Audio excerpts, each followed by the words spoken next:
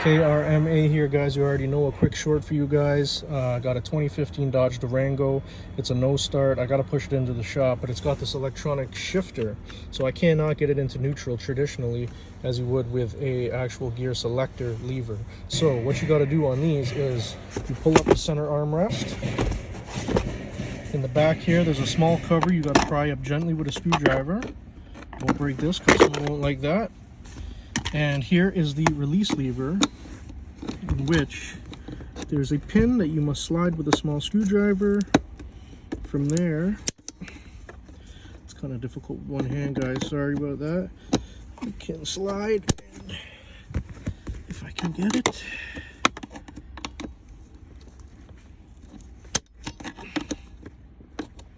and pull up just like that. Now we're in neutral.